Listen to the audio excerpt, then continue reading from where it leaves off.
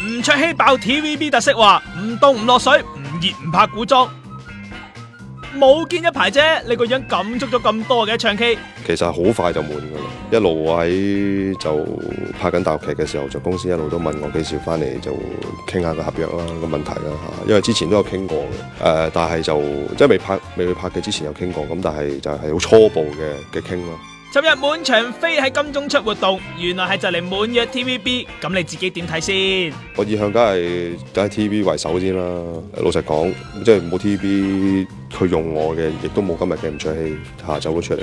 咁所以睇下我哋合作嘅，即係再傾合作嘅形式會係點樣？要求係即係可能係加少少薪水啊咁咯，即係其他就冇要求㗎啦。加幾多先？的咁多啦，夠生活啦。佢話冇聽聞杏兒會離巢，但係就有留意 Bobby 同公司嘅爭拗，拍夏天拍古裝劇辛苦嘅新聞。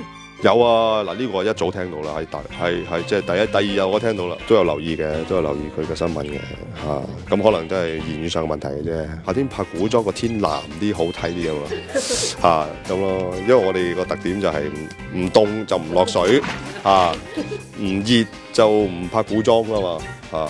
我哋個特色係咁樣。仲話因為咁先出到啲刻苦耐勞嘅員工喎。蘋果創刊當日已經大玩 2D 嘅 CG 技術，90年代尾仲開始引入 3D 版嘅 CG 連環示意圖，其他紙媒爭相仿效，印證蘋果早已走在尖端。